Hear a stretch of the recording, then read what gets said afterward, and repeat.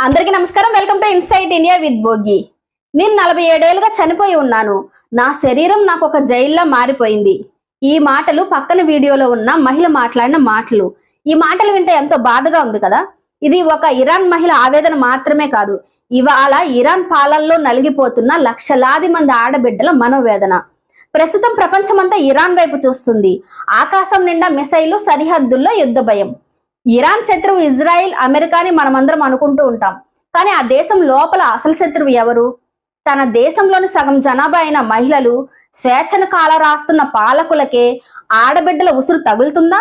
అసలు అక్కడ ఏం జరుగుతుందో ఈ వీడియోలో క్లియర్ గా మాట్లాడుకుందాం. మీకు తెలుసా, ఒకప్పుడు ఇరాన్ లో మహిళలు మనలాగే చాలా సరదాగా, స్వేచ్ఛగా, మోడర్న్ గా ఉండేవారు.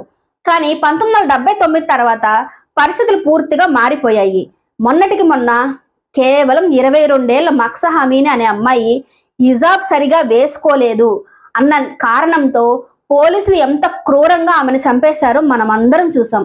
చదువుకోవాలన్నా, బయట తిరగాలన్నా, ఆఖరికి ప్రశాంతంగా గాలి పీల్చుకోవాలన్నా అక్కడ మహిళలకి మగవారి పర్మిషన్ ఉండాలి. బాంబుల కంటే అక్కడ అమ్మాయిలు ఈ కఠిన చట్టాలకు ఎక్కువ భయపడుతున్నారు. రక్తం కారుతున్నా సరే వాళ్ళు పోరాటం ఆపడం లేదు. ఎందుకంటే బానిసలుగా బతకడం కంటే పోరాడి చావడమే మేలు అని వాళ్ళు బలంగా ఫిక్స్ అయిపోయారు. మీరు గమనిస్తే ఇక్కడ ఒక లాజిక్ ఉంటుంది.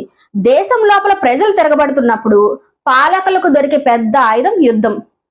2 నెలల క్రితం వరకు మహిళల పోరాటంతో వణికిపోయిన ఇరాన్ ప్రభుత్వం ఇప్పుడు హఠాత్తుగా వేరే దేశాలపై మిసైళ్లు వదులుతుంది. ఎందుకో తెలుసా? బయట దేశాలతో యుద్ధం మొదలైతే లోపల జరుగుతున్న అన్యాయాల గురించి ఎవరు మాట్లాడరు అని. దేశభక్తి పేరు చెప్పి ఆడబిడ్డల గొంతు నొక్కేయాలని చూస్తున్నారు. కానీ ఒకటి ఆలోచించండి, సొంత దేశంలోని ఆడపిల్లలను శత్రువులుగా చూసే పాలకులు బయట శత్రువుల నుండి దేశాన్ని ఏం కాపాడగలరు? మనం జనరల్ గా అంటూ ఉంటాం కదా, ఏ ఇంట్లో అయితే ఆడపిల్ల కన్నీళ్లు పెడుతుందో ఆ ఇల్లు బాగుపడదు అని. మరి ఒక దేశంలో లక్షలాది మంది తల్లులు, కూతుర్లు రోధిస్తూ ఉంటే ఆ ఉసురు తగలకుండా ఉంటుందా? ఇవాళ ఇరాన్ ఎదుర్కొంటున్న ఈ సంక్షోభం కేవలం రాజకీయాలు మాత్రమే కాదు, అన్యాయంగా ప్రాణాలు కోల్పోయిన మక్సా అమీని వంటి ఎంతో యువతుల ఆత్మల శాపం కూడా అనిపిస్తుంది. ఆయుధాలతో చేసే యుద్ధాన్ని గెలవచ్చేమో, కానీ ఒక ఆడబిడ్డ కంటి నీటితో మొదలైన యుద్ధాన్ని ఏ పాలకుడు గెలవలేడు. మరి ఇరాన్ తన తప్పు తెలుసుకుంటుందా? తన సొంత బిడ్డలకు స్వేచ్ఛనిస్తుందా? లేక ఈ యుద్ధంలో కొట్టుకుపోతుందా? కాలమే సమాధానం చెప్పాలి. కానీ ఒకటి మాత్రం నిజం, ఆడబిడ్డ ఉసురు తగిలిన ఏ సామ్రాజ్యము చరిత్రలో నిలబడలేదు. మరి మీరేమనుకుంటున్నారు? ఇరాన్ లో జరుగుతున్న ఈ పరిణామాలకు కారణం ఆ పాలకుల అణిచివేతేనా? మీ అభిప్రాయాన్ని తప్పకుండా కమెంట్ చేయండి. ఈ వీడియో మీకు నచ్చితే లైక్ చేయండి, నలుగురికి షేర్ చేయండి.